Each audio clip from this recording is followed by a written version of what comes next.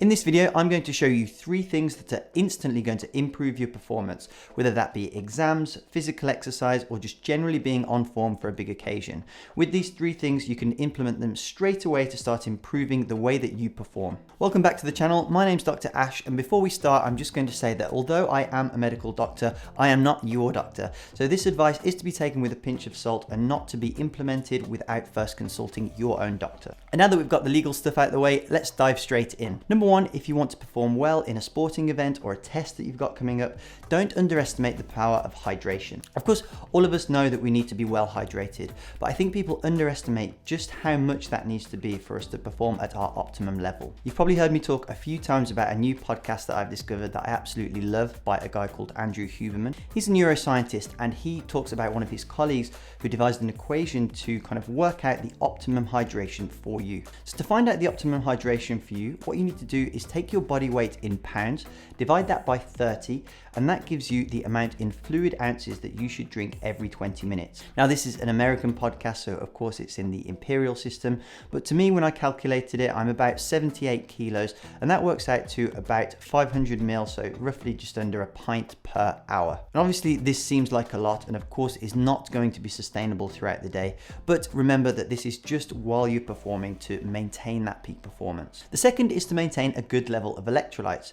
Now, you can be too low or too high in this, so be very careful with how you're using this.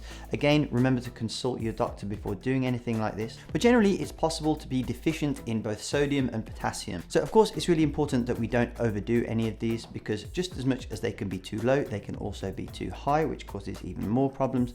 But the average adult male who's maybe about 70 kilos, first thing in the morning, they might want to consider downing a pint of water with about half a teaspoon of salt dissolved in it. Now, that might sound gross, but it doesn't taste too bad when you actually dissolve it in a whole pint of water. The other thing they might want to consider is getting their potassium to a reasonable level. So taking a supplement of about 90 milligrams in the morning of potassium could get that to the right amount. Again, double check that and make sure that you get your blood levels looked at before taking anything like that. The final thing, which is probably the most important yet overlooked superpower that humans have at their disposal, is, drum roll please, sleep. Honestly, it's one of the most important things that people just go, yeah, I understand. But I hope that by explaining a few studies that I've dug up, you can understand just how important this is and how much it contributes to your cognitive and physical performance. Sleep is a bit like that classic thing I get when patients come to me and say, oh, how can I get fitter?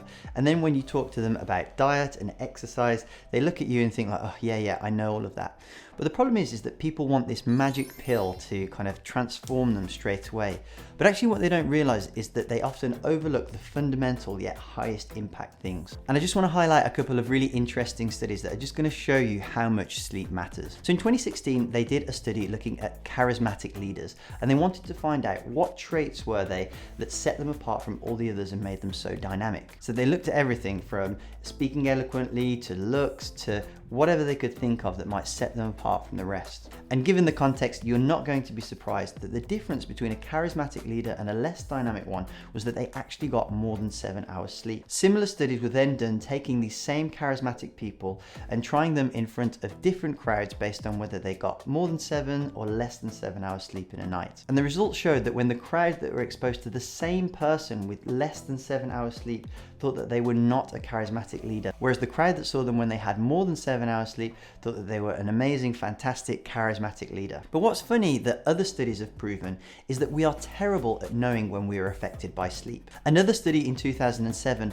looked at the effects of people's psychomotor performance when they were sleep deprived. So what they got them to do is a load of physical and mental tasks, and they compared them after they'd been sleep deprived for 24 hours. What they found was that the sleep deprived group, although thinking they were performing just as well as they did when they were fully rested, were actually doing as badly as an other group which were tested who were above the legal driving limit of alcohol. Now, of course, when you're going to next sit a test or go and play sport, I don't believe for 1 second that you're going to be sleep deprived for a whole 24 hours, but it just goes to show how profound the effect of lack of sleep can be. But when I was at medical school, I had a lot of colleagues who thought it was a good idea the night before a big test to stay up all night revising, just hammering coffee, and go in the next morning absolutely wired to increase their performance. And of course, that's a ridiculous idea, but in the moment, a lot of people don't realize just how much worse off they are doing that approach. So if you have a big test coming up, the best 3 things that you can do. Make sure you get a good night's sleep before, drink some chamomile, make sure you turn off your devices, meditate, all the usual stuff that we've heard for a good night's sleep. Then make sure that you're well hydrated and you're managing your electrolytes. If you want some more secrets for how to perform well in exams, just check out this video I made here. I'll see you over there and enjoy, and thanks for watching.